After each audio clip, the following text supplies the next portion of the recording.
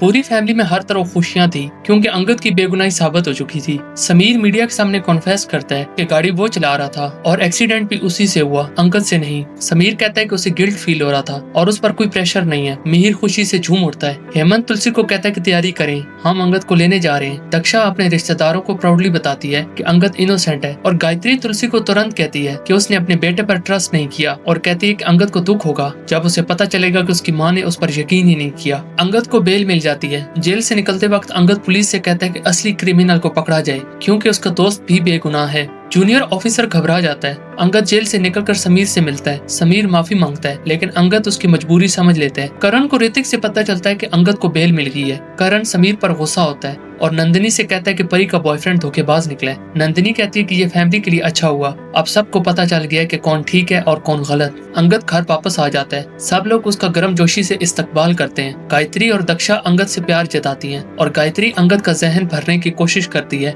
कि उसके पेरेंट्स ने उस पर भरोसा ही नहीं किया। तुलसी गिल्ट महसूस करती है। गायत्री अंगद को बताती है कि तुम्हारी माँ ने ही तुम्हें सजा देने को कहा था। तुलसी झाड़ू उठाकर ले आती है और अंगद को कहती है कि अपनी माँ को मार, बेटे को चाहिए कि अपनी माँ को मारे। गायत्री दक्षा से कहती है कि तुलसी पागल हो गई है। अंगद आगे बढ़कर तुलसी से कहता है कि माँ, आपने हमेशा मुझे मारा है जब भी मैंने गलती की है। अंगद कहता है कि उसने तुलसी के लिए जेल में दर्द सहा। तुलसी ने उस पर भरोसा नहीं किया। तुलसी रोते हुए कहती है कि उसे अपने बेटे की बात सुननी चाहिए थी, लेकिन अंगद अपनी माँ से झूठ बोलने पर माफी मांगता है। मालती अपने प्लास्टर से परेशान होती है क्योंकि वो अब खुल रहा था और वो कहती है कि अगर ये खुल गया तो सबको पता चल जाएगा कि मेरी टांग नहीं टूटी हुई। दूसरी तरफ वृंदा को पैसों का एक पैकेट मिलता है। वो मालती से पूछती है कि पैसे कहाँ से आए। मालती गुस्से में वृंदा को थप्पड़ मार देती है और कहती है कि तुम हमेशा दूसरों की साइड लेती हो। मालती बताती है कि उसने नितिन से फायदा उठाया है क्योंकि नितिन कभी भी रिश्वत नहीं लेता। मालती वृंदा को धमकी देती है कि किसी को कुछ मत बताना।